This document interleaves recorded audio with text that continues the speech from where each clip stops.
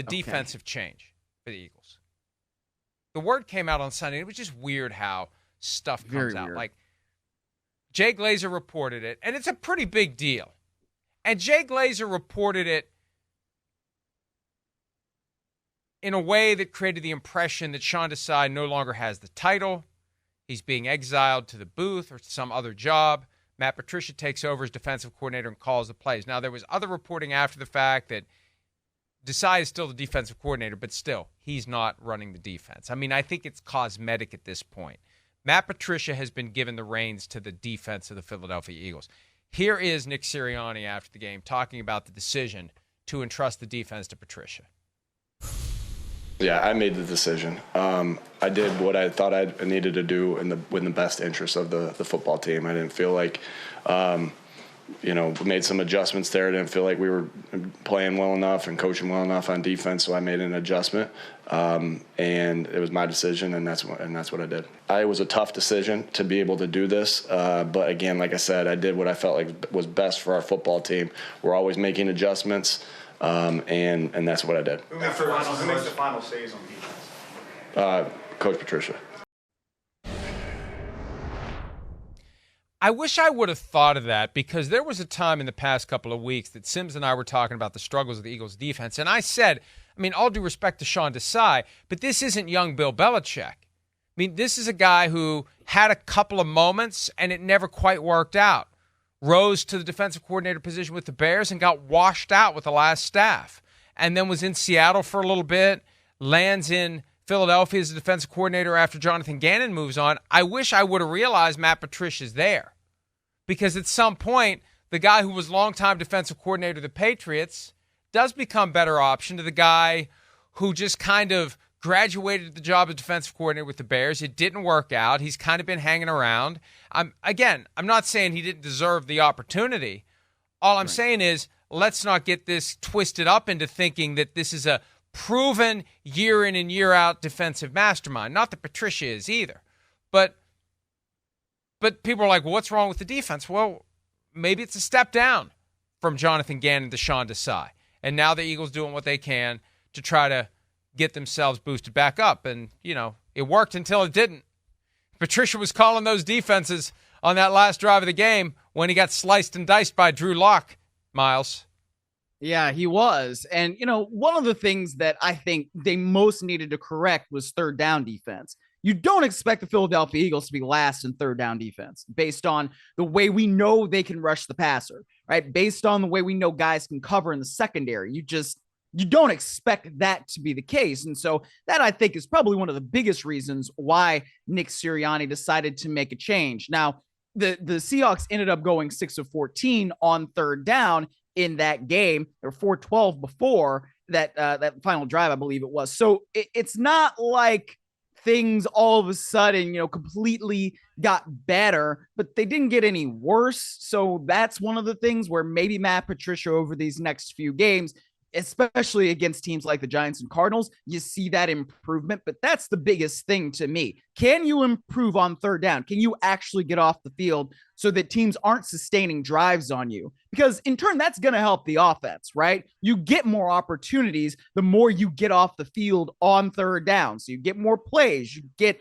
the chance to see, okay, can we sustain our own drives? Can we do what we need to do offensively? So yeah, I don't know if that's going to be the magic elixir for the for the Eagles defense, but I think at a certain point when you're dead last in third down defense, then you have to try something else. And the fact that Matt Patricia was already in the building, it makes it a little bit easier to then try that something else.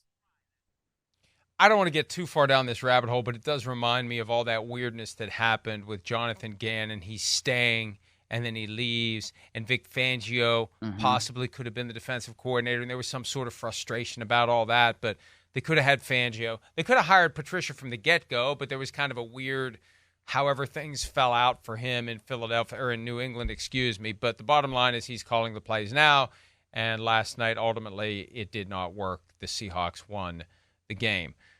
Do we have there's a couple other things I want to mention. There was the moment on the sideline that reminded us all of the Big Dom incident. And especially the memo that was sent out by the league office after the Big Dom incident in the 49ers-Eagles game, where it made it clear to any sideline personnel, basically, stay out of it. Now, see that little shoulder there? I'm not sure. Somebody said that was an inactive player. I don't know what the rules are for the inactive players, but if you're not in uniform, you're not a player in the game, whoever that guy is, he threw a shoulder to A.J. Brown. Undeniable. He did something that crossed the line. And the memo that came out from the league office after the Big Dom incident was that basically thou shalt not interact with the players. No contact, no insults, no taunts. Stay away from the players. So play that again, because I don't want there to be any misunderstanding. And I definitely don't want the Eagles fans to say, bring that same Big Dom energy that you brought to him. Right? What? Did that come out the way I intended? Anyway, watch. It did. Boom. It was just very shoulder. funny. Boom. Boom. Shoulder. I mean, can we take that back? Whoever that guy is needs to have the same penalty that was imposed on Big Dom. Get that guy's ass off the sideline. Whoever you are. If you're an inactive player, it doesn't matter. You can't do that. He put the shoulder at A.J. Brown. And some people were saying, well, why wasn't he ejected like Dre Greenlaw? Well, he didn't try to punch him in the face, right? Yeah. And that might have been overreaction what they did with Dre Greenlaw. But he gets in the guy's face, and he's taunting him back. That was another thing from the memo, thou shalt not taunt. There it is. Watch. Boom. We all know that move. Some of us have done that move. Some of us have had that move done to us. We know that shoulder move. Oh, yeah. So let's not forget about that little wrinkle there. There should be some sort of punishment for the guy trying to go incognito with the hood up over his head and the glasses. I have no idea who that is, but whoever it is, get his ass off the sideline, period. And I'm glad it happened, because now maybe I can convince these Eagles fans it's not some anti-Dom. It doesn't matter who it was. You're down there. You have the privilege of standing on the sideline and watching a game when your job is to basically stand there and do nothing. You know, you and I have had the conversation about there's too many people on the sidelines. What was that guy's purpose last night? What was he doing to help the cause of the Seattle Seahawks? What was he doing? Other than maybe I'll get lucky and I'll get this guy to throw a punch at me and he'll get ejected. What other purpose did he serve? He's just standing there watching the game. If he isn't an active player, or if he's a practice squad player, he's a member of the team, so that's why he's on the sideline. Again, I don't know who that was, so I can't necessarily speak to who it is and all that, but that's what I would say, is that if he is an inactive player, or if he's a practice squad player, he's a member of the team, and members of the team get to be on the sideline because you're a player and you help establish the game plan and all those types of things. So like that's why he's there. Get out. If you're going to do that, get out. You lose your privilege.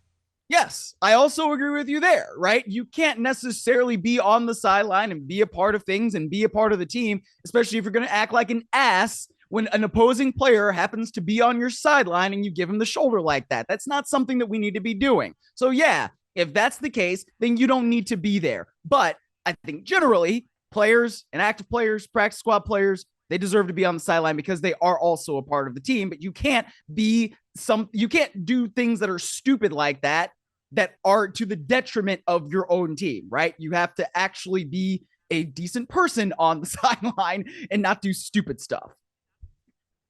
I just think that at some point, and they've streamlined the number of people who are on the sidelines during games. I think at some point they need to ask each person, each individual, each job, each status, does that human being need to be right there among all the other human beings as we're trying to run a football game? Because I don't see what the purpose of that guy being there, other than he deserves it because he's on the team. I don't see the purpose of him being there, and it just creates a problem. Well, I don't know. Maybe it's reason. Maybe it's not reason enough. Maybe that's for somebody else to decide, not you or me. Hi, it's Mike Florio. Thanks for watching PFT on YouTube. Hit subscribe for the latest news and analysis from Pro Football Talk.